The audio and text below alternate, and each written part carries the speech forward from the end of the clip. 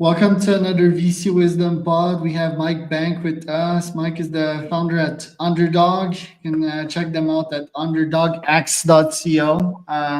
Help you launch your business idea. They have three free challenges. You can win big prizes there. So check it out. Today we're going to talk about Mike's background, what he's been up to, and yeah, the future of accelerators, I guess.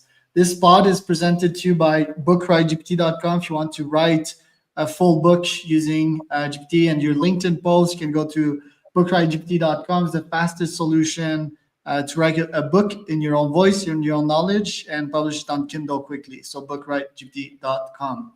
Mike, welcome to the pod. Tell me a bit more about yourself and what you're up to. Charles, thank you for having me. Mate, I need to check this out. Bookwritegpt.com. Yeah, bookwritegpt.com. You feed it your LinkedIn post and it writes a book for you. It's pretty fun stuff. Flipping egg. I've probably got about 5 books on my LinkedIn. I used to post voraciously on that platform and still do a little bit.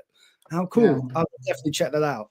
In terms of me, yeah, you kind of hit the nail on the head. I'm one of the partners at underdogx.co, not .com, not yet.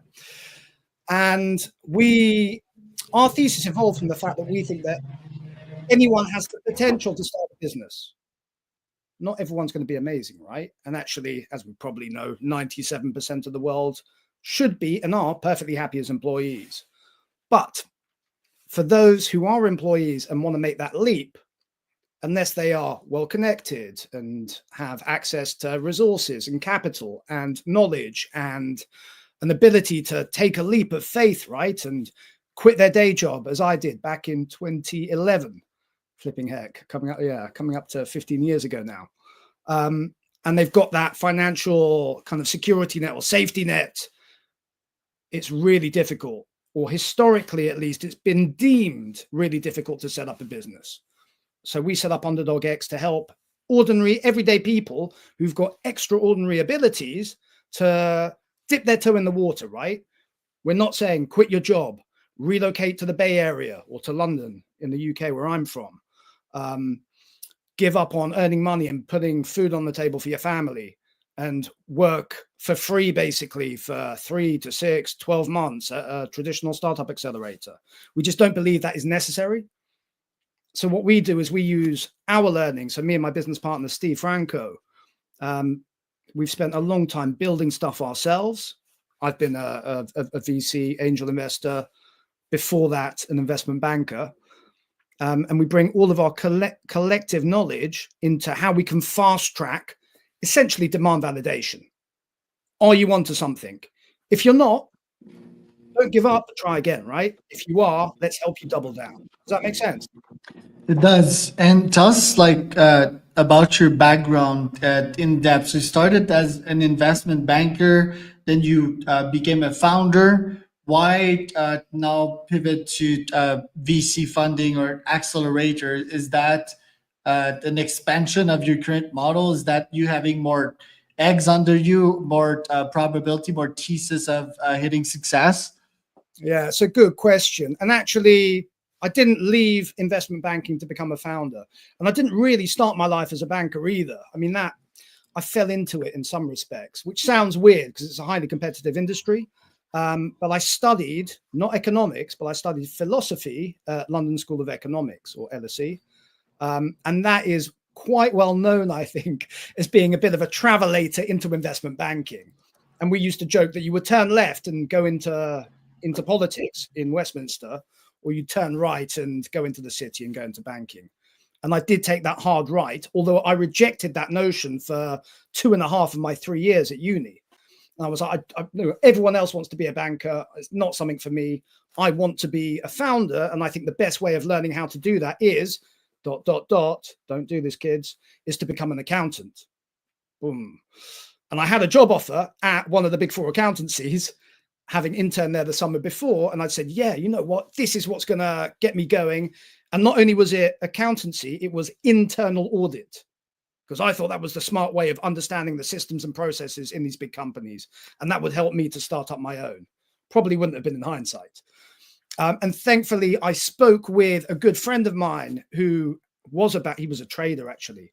And I was like, man, am I making the right decision? And he said, well, what's your reasoning? And I said, you know me, I'm entrepreneurial. I was on the Entrepreneur Society and we were doing cool stuff. We ran like a Dragon's Den style competition and had loads of awesome entrepreneurs come to speak to us. And he went, mate, if that's what you want to do, I think actually investment banking might be better. I was like, no way, Arjun, I don't want to do that. And he convinced me, and he was right and also wrong. So I planned to go in and spend a year in investment banking. I was an M&A banker, so helping companies to acquire other companies and raise capital. And I joined initially, so I did an internship in 2006 after I graduated, which you're not supposed to do, but I'm a master at finding loopholes. So I did that to get my foot in the door, converted that to a full-time offer, and then basically took a year off to go traveling, a second gap year because I'd taken a gap year before uni too. Then I joined the bank in 2007. Way great, probably the best year for banks financially ever, I'd imagine. And then 2008 happened. You look quite young, I don't know, but you probably remember that as well, right? Yeah, for sure. And I studied it deeply. I was terrible. So did you lose your job after that or what? No. Oh gosh, no, I didn't. Although my friend who got me into banking, he had interned at Lehman's for many years, like consecutive years, and then got a job at Bear Stearns, both of which went under. So he did lose his job. He has bounced back. So the guy who got me into banking actually lost his job, but then bounced back. Thank God. He's at a hedge fund now. Good man. But I did not lose my job. But what did happen is the scope of stuff that we were doing really, really narrowed. So we went from doing tons of awesome deals to basically solely working on emergency rights issues, i.e. going to the market for public companies and saying, please give us some money so that we don't go under. It's basically all I worked on for 18 months or so. And that wasn't particularly helpful for what I wanted to use the skill set for, which was to go out and set up my own business. Or so I thought. So I stuck around, which was helped by the fact that actually a load of the people, well, most of the people that I work with, not all, but most of the people I work with were awesome. And for the first time in probably ever, I felt like the stupidest, dumbest person in the room, which I think is a really good place to be. So not like super smart, but I was academic and did well at school and uni and stuff without any effort. And all of a sudden, I was immersed into this new, exciting world, well, somewhat exciting world, right? It's not like James Bond, but, you know, like doing stuff that I'd never done before, completely underwater and struggling just to keep my head afloat. So I learned. So were your first couple of investment in startups total failures, experiments? Well, no, to be frank, like a lot. So you were lucky. Yeah, I think that, look, in investing, in my opinion, there is a lot of luck involved. And you can manufacture and nurture your luck. Absolutely, right? Right place, right time, right knowledge base, identifying opportunities and being in the right place for those opportunities to come to you so you can access them. Absolutely, right? Without doubt. But I think you also have to take the leap and act on those opportunities after you've identified them. And you have the guts, you have the cojones. Yeah, I mean, now I'm a little bit older, right? I've been doing this for 15 years. I started just before I quit my job. So when I was younger, what I essentially did is I didn't become a founder at first. I was just a hands-on active angel investor, probably the worst type there is, right? Young, thought I knew everything, clearly didn't, still don't, but kind of meddled with a load of founders and helped quite a few actually in some ways with more than just money, I'd like to think, and I'd hope they say so too. And I got relatively lucky, on a few. Some completely tanked, by the way, absolutely tanked. And in fact, the ones that I had the most conviction in, that I was like, all the signs are pointing to success. So we had, shall I name them? I won't name them, but like a team of European founders that had relocated to the Bay Area for like a really amazing accelerator there, mentored by all the, like, honestly, I almost begged to get on the cap table just because of the other names on there, right?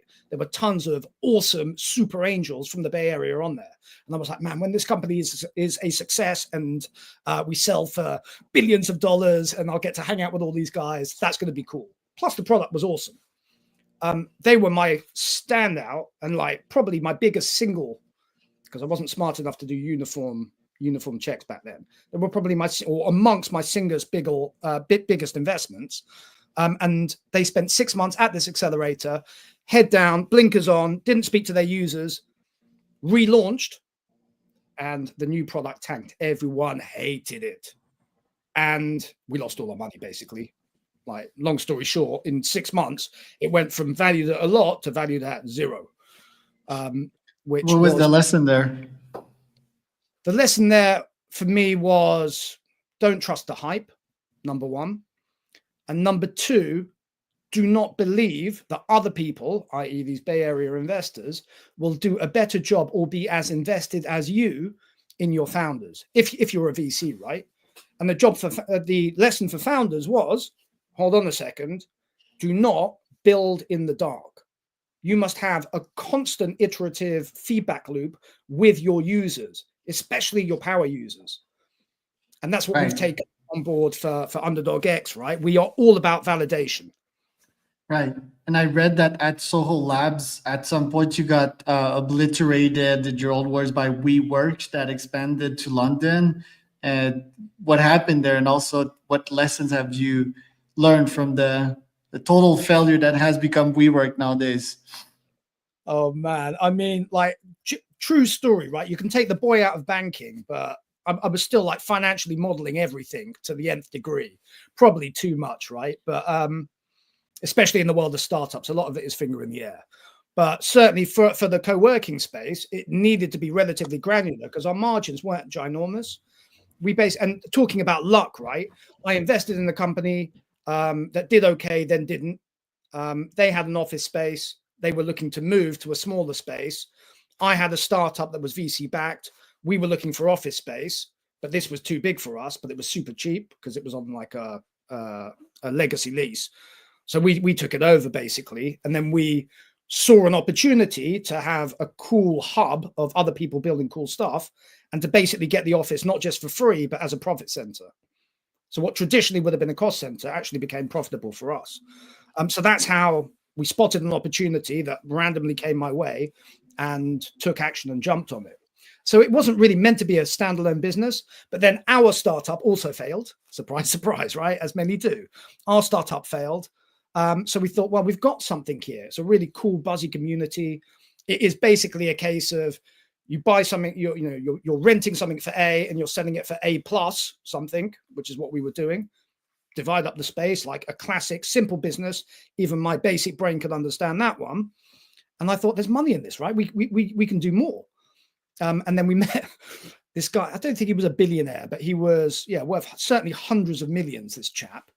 And he not only had office spaces that he owned, but he also had a ton of capital that he wanted to invest. So we were in talks with him to kind of take some of his office space, or he would invest in us or buy us a building, which was going quite well. But then around that time, WeWork, which obviously was funded to the tune of tens of billions, probably even back then, by SoftBank, came to London.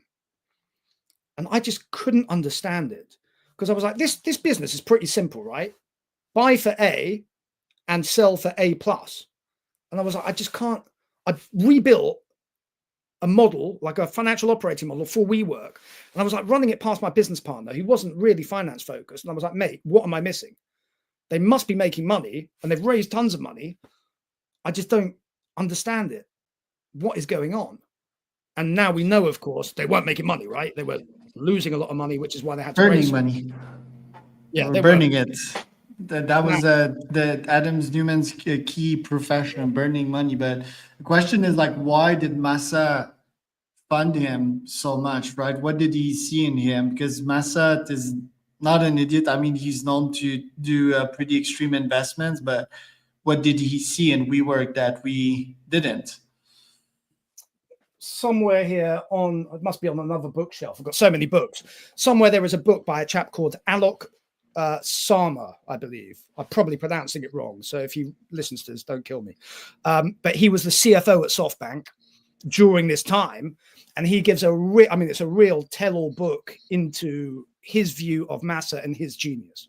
Massa, in my view, I've never met him. I don't know that much about him beyond the book and a couple of other books I've read about him.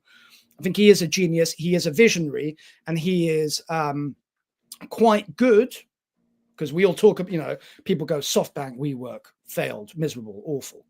Actually, what they don't see is the great successes he's also had. Dude, this guy is like incredible. But sometimes we can make the wrong bets. I think with WeWork, he was buying into probably an inflection point and really presciently, right? A change in the way that we work. Now, COVID maybe accelerated that, with flexible office space being a requirement because, people aren't going into the office as much. So maybe there was like a bit of luck again involved in that. Had WeWork survived, maybe they would have like been able to do well off the back of that.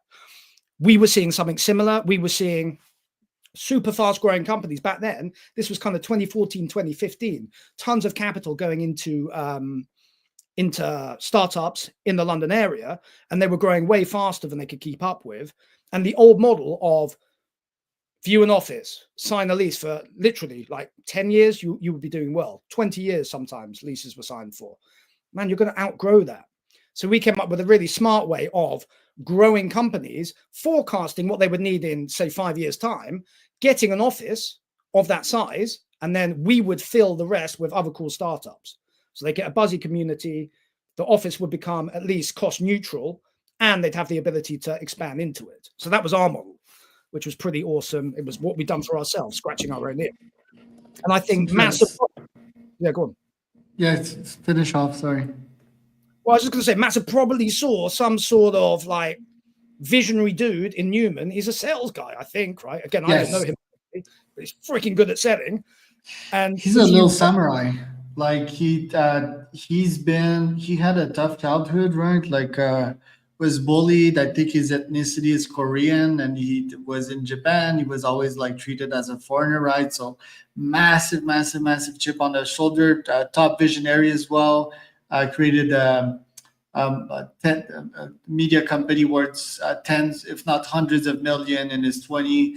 So like really intense and smart dude. But it's interesting because Vision One, his first fund, gained 22 billions, and Vision Two lost 21 billions yet.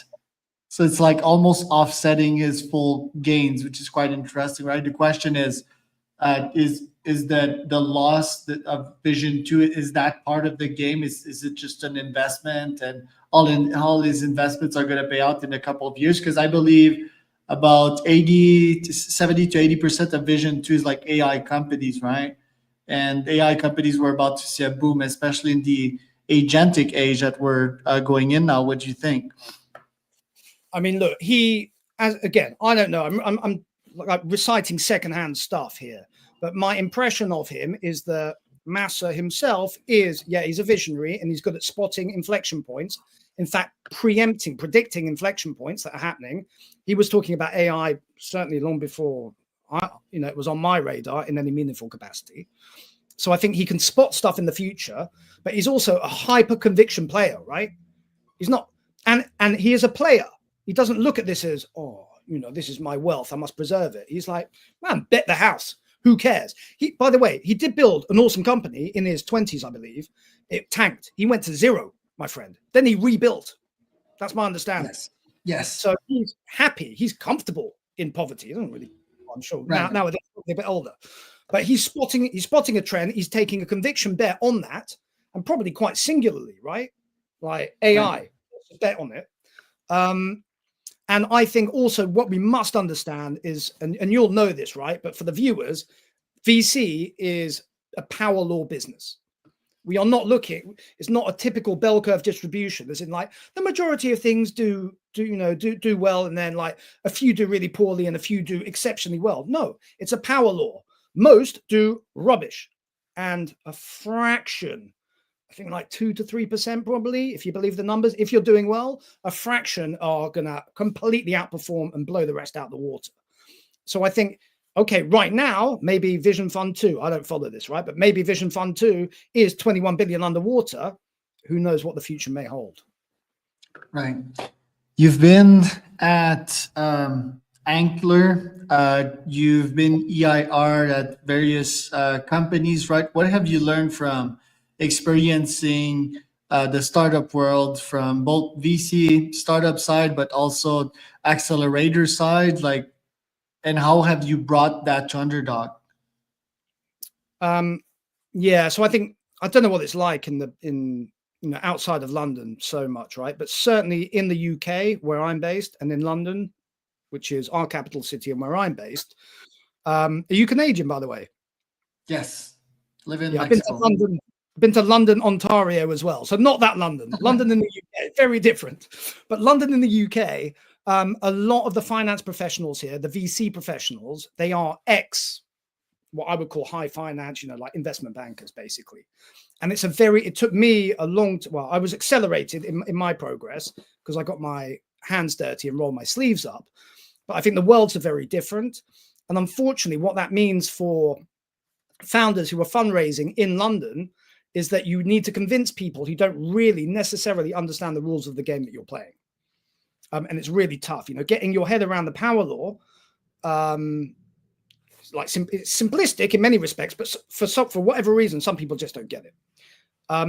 So what I've learned is that by getting my hands dirty, it just accelerated my progress, number one. But I think whatever industry you choose to join, whether, if it is in the world of startups, whether it's becoming a founder yourself, working for a startup that is already funded, or on the investment side, or even frankly, the, service provider advisory side, I think the only fast track that I know is getting people who've been there and done it before in your corner.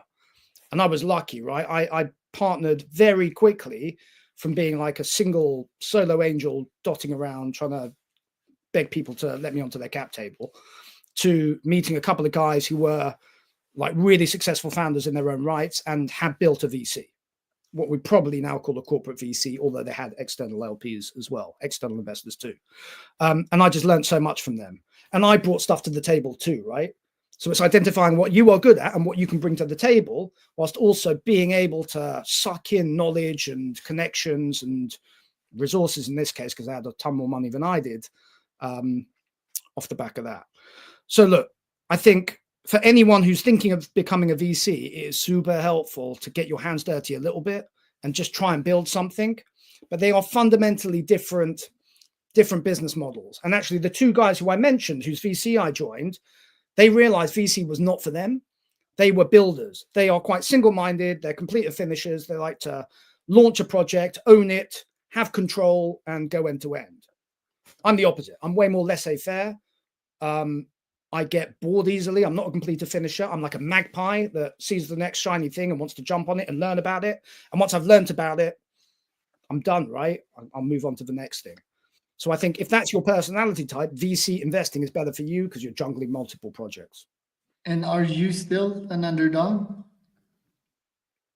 Look, in some respects, I mean, I would say in general, I probably never was an underdog by the standards that we apply. I came from a really loving family, financially secure, went to a great university, was academically gifted, I guess, or lucky in that sense. So tick the boxes from that perspective. I'm probably not an underdog, really. Yeah, there's plenty of other stuff, demographically speaking, with me. Like I'm a gay founder. That's like a tick in the diversity box, if you want to call it that. But I say underdog, we don't really care about diversity in that sense. We don't care if you are a one-legged unicorn based in London, Ontario, not the real London. It doesn't matter to me, right? I want to see what you do and how you do it, and I'll do my best to help you get there. I'm not about pulling other people down. I'm about helping to elevate individuals who wouldn't otherwise have that opportunity. So yeah, I'm probably not an underdog, but I use my position of privilege to help other people achieve stuff that they wouldn't otherwise be able to achieve. And what startup in your current portfolio are you most bullish about, and why? Man, that's a really good question. It's a tough one also to choose which one. Yeah. Like a parent, we don't have favorites, but of course we do. It's really weird. This one is not actually in our portfolio, as in we haven't invested in them, but they are just coming out of the gates of our current cohort.